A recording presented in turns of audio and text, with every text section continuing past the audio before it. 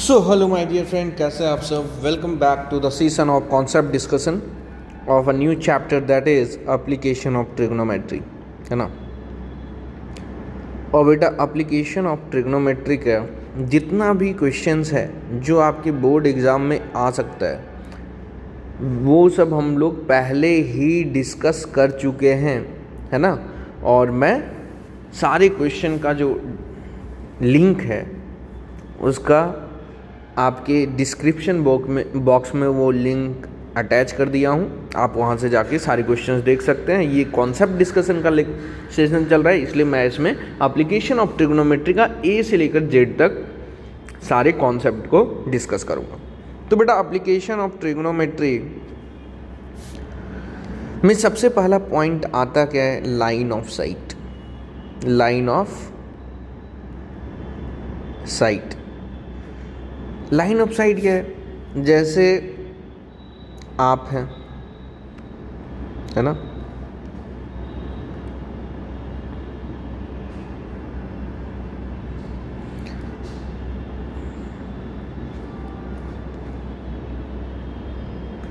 और आप देख रहे हैं, ठीक है, ठीक है सर। तो जिस डायरेक्शन में आप देखते हैं वो आपका लाइन ऑफ साइट होता है। ये क्या है? Line of site. मतलब किसी भी जिस डायरेक्शन में कोई ऑब्जेक्ट, ये क्या है बेटा? ये एक ऑब्जेक्ट है ना। हम लोग क्या हैं? एक ऑब्जेक्ट है।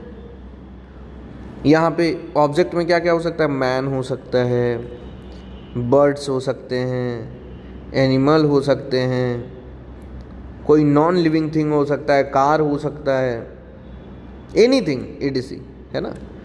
This all are a part of object, या कोई बॉडी हो सकता है, ठीक है।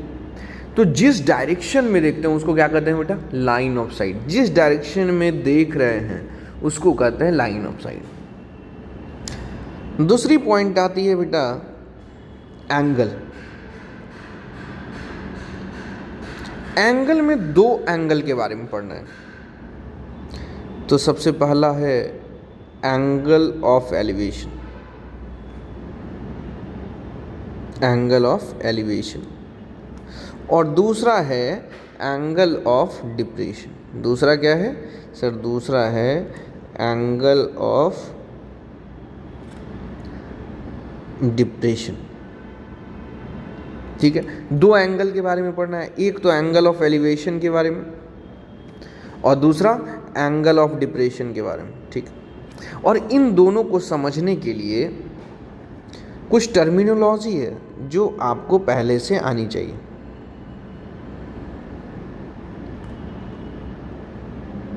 है ना। क्या आनी चाहिए आपको? जैसे कहीं पे यदि लिखा हुआ है अर्थ, है ना, तो इसको कैसे रिप्रेजेंट करना है? इसका रिप्रेजेंटेशन का तरीका क्या होगा?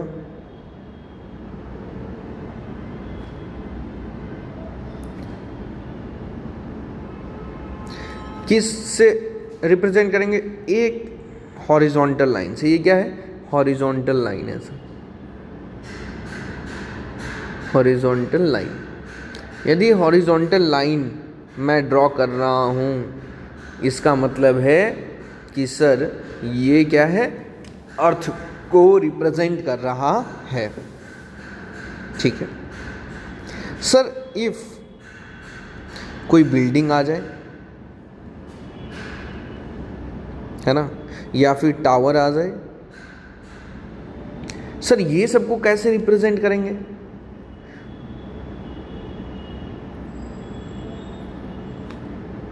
ये सबको कैसे रिप्रेजेंट करेंगे सर?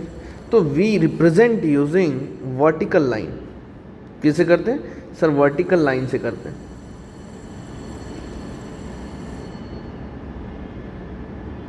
कैसे करते हैं बेटा?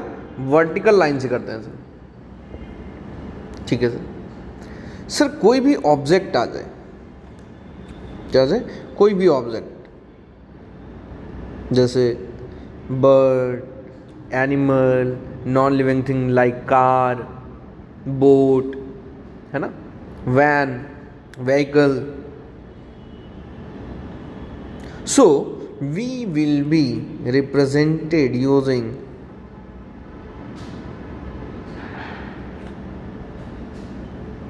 ऑब्जेक्ट को एक पॉइंट से रिप्रेजेंट करेंगे। कैसे सर? एक पॉइंट से। What is this? This is a point. कोई बॉडी आ जाए, है ना, तो हम लोग क्या करेंगे? एक पॉइंट से रिप्रेजेंट करेंगे। ठीक है सर। इन तीनों चीज़ों को ध्यान से ऑब्जर्व करिए। यदि ये तीन चीज़ आ गया, अब समझते हैं angle of elevation. Angle of elevation क्या होता है कि जैसे कि मान लेते हैं कि आप यहां से देख रहे हैं,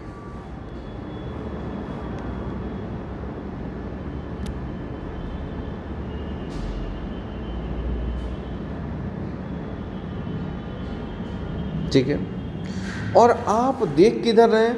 तो सर अपने आप ऊपर की ओर देख रहे हैं। यहां पे क्या है सर? एक बर्ड है, तो पॉइंट से डिनोट करेंगे ऑब्जेक्ट है। यहां क्या है? Bird. Bird is an object, so we are going to denote by using a point. Point से रिप्रेजेंट करना है। तो आप यहां से अपने आई से देख रहे हैं, तो आप बोलेंगे कि सर क्या कि यहां से this will be our horizontal line. ये क्या होगा? ये ऐसे देखते, this will be the line of sight, ऐसे देखना चाहिए था, this will be the line of sight. लेकिन देख कहाँ रहे हैं सर? ऊपर देख रहे हैं। तो सर कुछ एंगल बन रहा है लाइन ऑफ साइट और जिधर आप देख रहे हैं उधर ना, ये एंगल बन रहा है हॉरिजॉन्टल लाइन के साथ। लाइन ऑफ साइट क्या है? This is the horizontal line.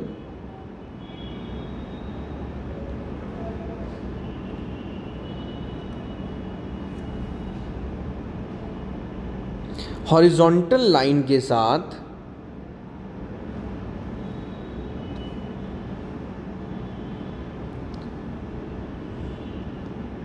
Horizontal line के साथ आप देख इधर रहे हैं, तो जिस डायरेक्शन में देखते हैं उसको क्या कहते हैं? Line of site. जिधर आप देखते हैं उधर होता है लाइन ऑफ साइट। यानी लाइन ऑफ साइट ये था बेटा, आप इधर देख रहे हो ना? Yes sir. तो हॉरिजॉन्टल लाइन के साथ लाइन ऑफ साइट का एक एंगल बन रहा है। तो इस एंगल को यदि हम थीटा बोले, तो इस थीटा को बोलेंगे theta is the angle of elevation. Angle of elevation, बात समझे? जब आप हॉरिजॉन्टल लाइन से ऊपर की तरफ देखते हैं, देखिए ऊपर की तरफ देख रहे हैं, तो हम बोलते हैं जो एंगल फॉर्म हुआ हॉरिजॉन्टल लाइन और लाइन ऑफ साइट के बीच में, उसको कहेंगे ये एंगल को एंगल ऑफ एलिवेशन। अच्छा sir. If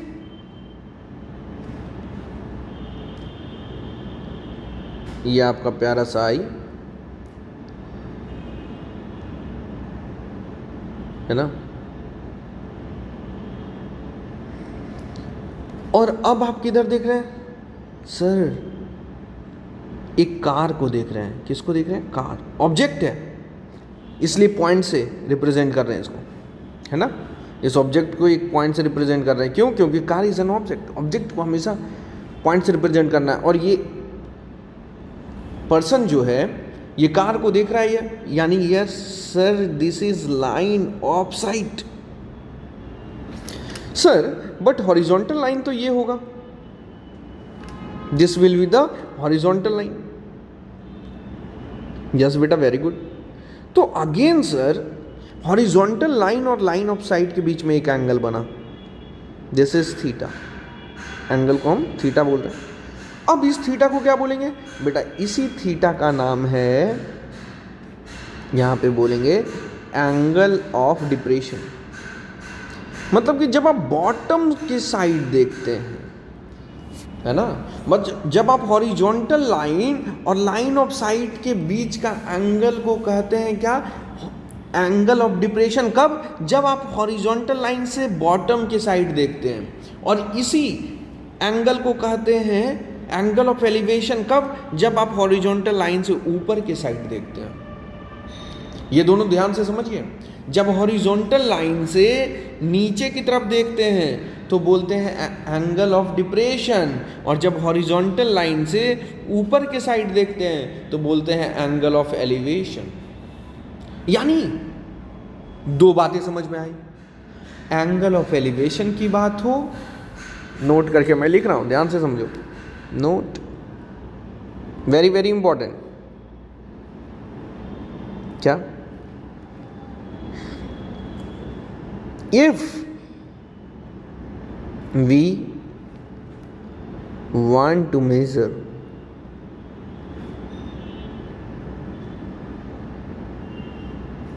either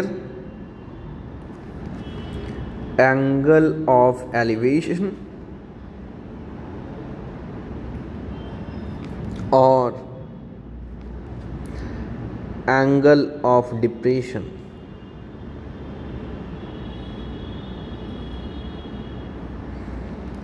then we must measure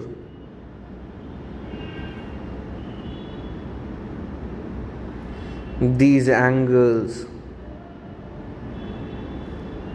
from horizontal line.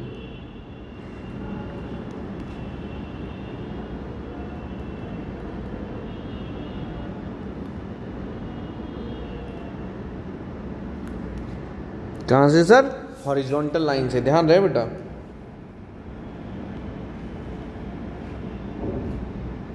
यदि आप एंगल ऑफ डिप्रेशन या एंगल ऑफ एलिवेशन की बात करेंगे तो मेजर ऑफ एंगल्स कहाँ से होना चाहिए? सर हॉरिजॉन्टल लाइन से होनी चाहिए।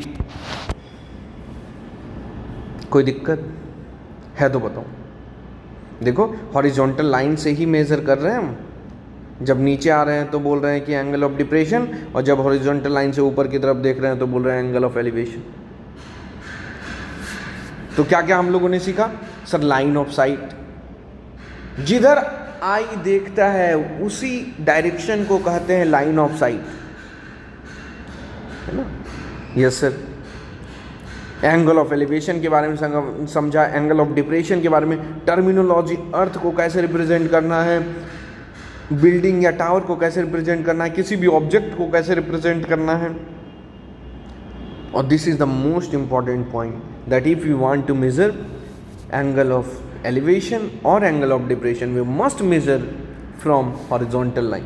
ठीक है, ठीक है सर। अब देखिए,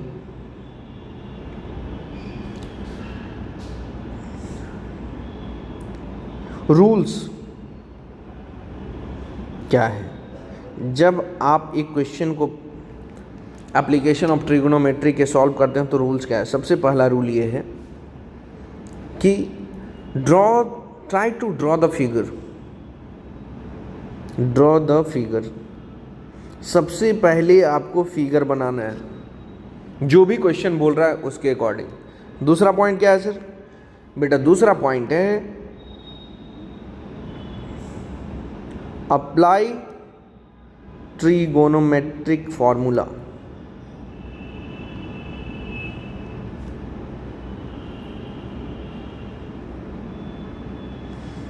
समझे? फर्स्ट पॉइंट क्या था sir? Draw the figure. Second point क्या था? Apply trigonometric formula. Third point, you will get desired result. If required,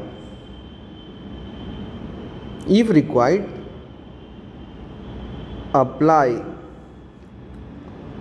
more number of times. Apply more than one number of time. क्या? The trigonometric formula. यदि एक बार से बन जा रहा है तब तो ठीक है, और नहीं बन रहा है तो यदि डिफरेंट ट्रायंगल दिख रहा है तो सारे ट्रायंगल में ट्रिग्नोमेट्रिक फार्मूला लगाइए, है ना। यानी एक बार से यदि काम नहीं बन रहा है तो क्या करेंगे सर, और भी इंक्रीज करेंगे and you will get the desired result. बेटा बस इतना ही है एप्लीकेशन ऑफ ट्रिग्नोमेट्री में, समझे। अब कुछ इंपॉर्टेंट पॉइंट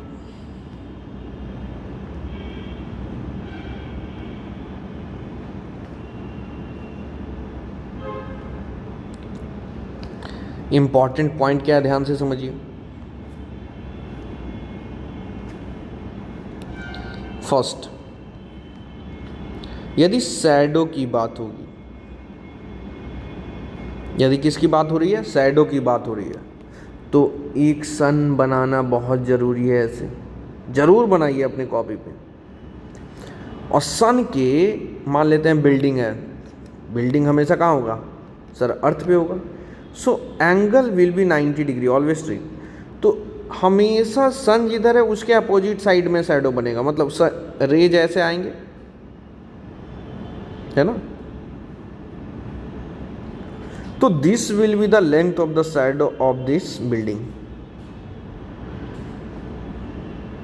यहां से यहां तक क्या होगा सर, ये शैडो होगा। समझ गए, ये क्या है सर, शैडो है। किसका सर, बिल्डिंग का, या कोई मैन का, या कोई टावर का, है ना। ये जो कुछ भी हो यहां से यहां तक। Did you able to get the point? Yes sir.